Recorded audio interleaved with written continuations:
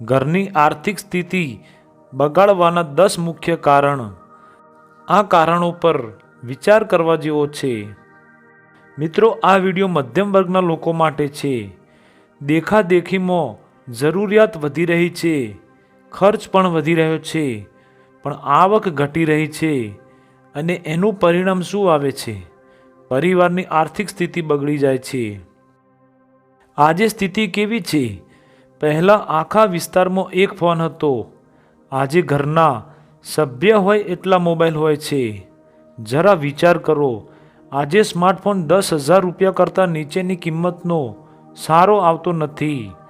ઘરમાં 6 સભ્યો હોય તો પણ 60,000 રૂપિયાનો તો માત્ર મોબાઈલ જ આવે. આ મોબાઈલ પણ 2 વર્ષે બદલવો પડે, એટલે વર્ષે 2 વર્ષે આ ખર્ચો આવતો જ રહે. વળી એને રિચાર્જ કરાવવાનો પણ ખર્ચો. આમ જરા વિચાર કરો, શું આ ફાલતુ ખર્ચ નથી? એક ઘરમાં 1 અથવા 2 મોબાઈલ પૂરતા છે, છતાં આપણે અર્થ વગર કેટલો ખર્ચ કરીએ છીએ. આની મધ્યમ વર્ગીય પરિવારોના વાર્ષિક બજેટમાં ઘણી મોટી અસર થવા લાગી છે. બીજું, દેખાદેખીમાં ક્ષમતા ન હોવા છતાં બહાર ફરવા જવાનો ટ્રેન્ડ. પહેલાં આપણે ફરવા જતા હતા, હવે આપણે સોશિયલ મીડિયા માટે ફોટા પાડવા જઈએ છીએ. પૈસા હોય કે ન હોય, સ્ટેટસ દેખાડવા ફરવા જવાનો ટ્રેન્ડ શરૂ થઈ ગયો છે. દેખાડા કરવા, કોઈને બતાવી દેવા આપણે કંઈક વધારે જ ફરવા લાગ્યા છીએ. ફરવું સારી વાત છે, પણ તમારા બજેટમાં રહીને ફરવું જોઈએ. માત્ર કોઈને દેખાડી દેવા કે સ્ટેટસ દેખાડવા ફરવા જવાનું થાય તો તેના પર વિચાર કરવો જોઈએ, કેમ કે તેનાથી કોઈ ફાયદો થવાનો નથી. ખર્ચ રૂપી નુકસાન જ થવાનું છે. નંબર 3, બાઇકથી ચાલતું હોય છતાં સ્ટેટસ માટે કાર લેવાનો ટ્રેન્ડ. મિત્રો, પેટ્રોલનો ભાવ વધી રહ્યો છે, છતાં ખૂબ ઓછી એવરેજ આપતી કારનું વેચાણ પણ વધી રહ્યું છે.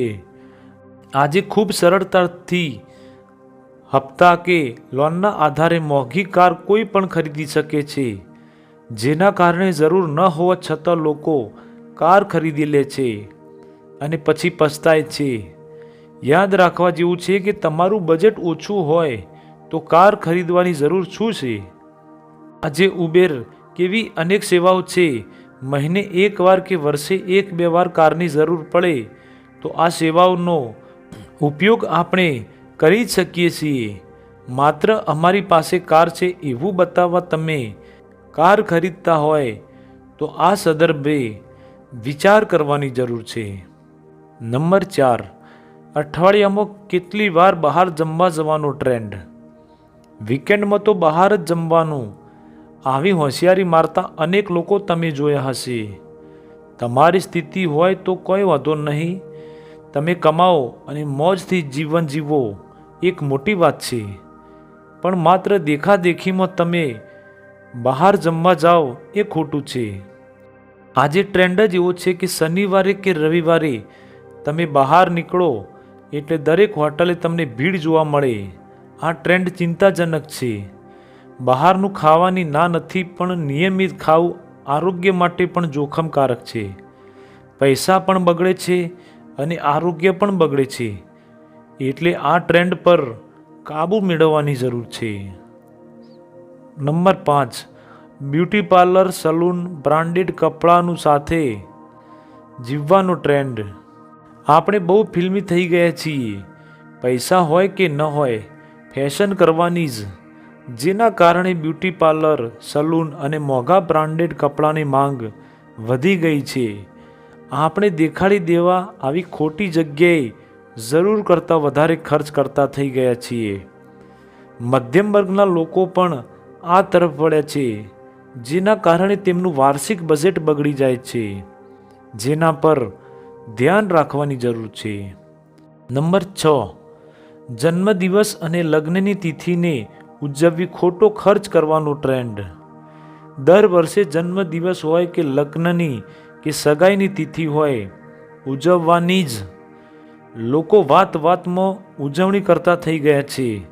ઉજવણી કરવી, આનંદમાં રહેવું, સારી વાત છે, પણ તમારું આર્થિક બજેટ ન ખોરવાય તો તમે કરોડપતિ છો તો ખર્ચ કરવામાં કોઈ વાંધો નથી. આમ પણ આવી ઉજવણી પૈસાવાળાઓ માટે હોય છે, મધ્યમ વર્ગ માટે નહીં. નંબર 7, સગાઈ અને લગ્નમાં ભપકો દેખાડવા ગજા બહારનો ખર્ચ કરવાનો ટ્રેન્ડ. આવી દેખાદેખીનો ટ્રેન્ડ ગજબનો વધ્યો છે. પહેલાં જે ખૂબ ઓછા ખર્ચમાં પતી જતું હતું તે માટે આજે કરોડો રૂપિયાનો ખર્ચ કરવામાં આવે છે. સગાઈ કે લગ્નમાં એક કરતાં વધારે ખાવાના કાઉન્ટર રાખી આપણે આપણો મોભો દેખાડવાની કોશિશ કરીએ છીએ.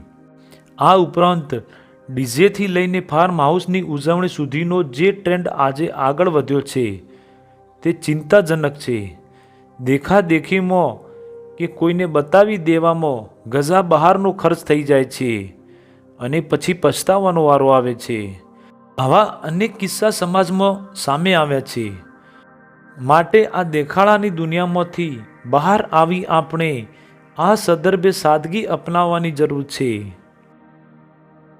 નંબર 8, બાળકોને ખાનગી અને સ્ટેટસવાળી અંગ્રેજી શાળાઓમાં ભણાવવાનો ટ્રેન્ડ. બાળકોને સારી શાળામાં ભણાવવા સારી વાત છે.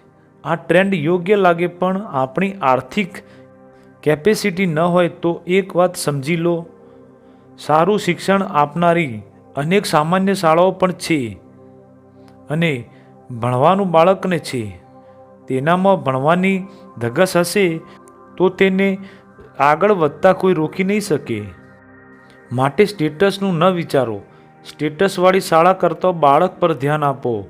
આર્થિક બજેટ પણ સચવાઈ જશે અને બાળક પણ હોશિયાર જ બનશે. નંબર 9, ક્રેડિટ કાર્ડ, ઈ-કોમર્સ અને મોલના જમાનામાં જરૂર ન હોય તે ખરીદી લેવાનો ટ્રેન્ડ. આ વાત તમને સાચી લાગશે. ક્રેડિટ કાર્ડ, ઈ-કોમર્સ અને મોલના જમાનામાં આપણે જરૂર ન હોય તો પણ તે વસ્તુ ખરીદતા થઈ ગયા છીએ. આ લોકોની લોભામણી સ્કીમમાં આપણે ફસાઈ જઈએ છીએ અને સસ્તું લેવાની ગણતરીમાં ન ખરીદવાનું પણ ખરીદી લઈએ છીએ. પછી ભલે ને એ વસ્તુ ઘરે આવીને કોઈ ખૂણામાં પડી રહે. આવું આજે બધા સાથે થાય છે. પરિણામે વાર્ષિક ખર્ચ વધી જાય છે અને આર્થિક બજેટ ખોરવાઈ જાય છે. માટે સચેત થઈ જાઓ. જરૂર ન હોય તે વસ્તુ ખરીદવાનું બંધ કરી દો. જરૂર હોય તે જ વસ્તુ ખરીદવાનો આગ્રહ રાખો. નંબર 10, ખોટી જીવનશૈલીના કારણે મેડિકલ બિલ વધવાના કારણે. એક રિપોર્ટ પ્રમાણે 21મી સદીમાં આપણું મેડિકલ બિલ ખૂબ વધી ગયું છે. આના માટે આપણી ખરાબ જીવનશૈલી પણ વધારે જવાબદાર છે. માટે થોડું ધ્યાન આપણે આરોગ્યનું રાખીએ તો આ વધેલા મેડિકલ બિલને ઘટાડી શકાય છે. બસ માત્ર જીવનશૈલી થોડી સુધારવાની છે. મિત્રો, આ વિડીયોનો બોધ એટલો છે કે દેખાદેખીમાં જરૂરિયાત વધી રહી છે, ખર્ચ પણ વધી રહ્યો છે, પણ આવક ઘટી રહી છે અને એનું પરિણામ શું આવે છે? પરિવારની આર્થિક સ્થિતિ બગડી જાય છે. માણસની જરૂરિયાત રોટી, કપડાં, મકાન છે અને રહેશે. હજી સમય છે.